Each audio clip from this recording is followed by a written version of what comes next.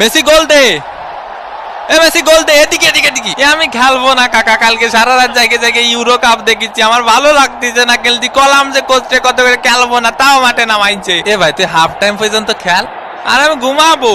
এ লাইটটা বন্ধ করে দিদি না স্টেডিয়ামের। ফাউল, দে পাউলের শট, মিস। এদিকে ডে পাউলের ফাউল করা শুরু। দেখি তোমার জুতোটা পলিশ করে দেই।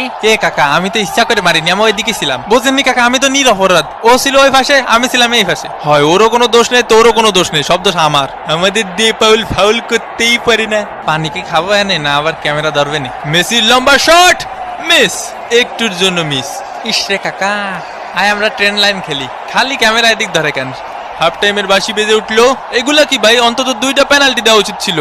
হাফ টাইম হয়ে গেছে, এখনো কোনো পেনাল্টি পাইলাম না। পেনাল্টি ছাড়া আমরা খেলি? ওই একটু ধৈর্য ধরো, ধৈর্য তো দেবো দেবো। আরে আমি কি বলছি দেবো না, দেবো। মেসির কর্নার কিক, লাউতারো মার্টিনেজ,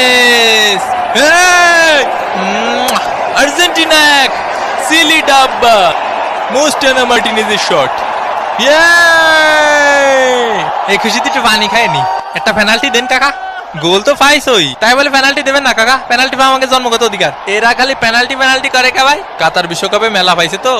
এ আমাকে নামে কি বোধ করতেছিস? কি করছে ভাই আমাকে নামে? কি করছে? কিছুই করছে না রে ভাই। আরে দুনিয়া যে কোনো রেফারি আমারে দেখলি পেনাল্টি দেয় নিবাদে।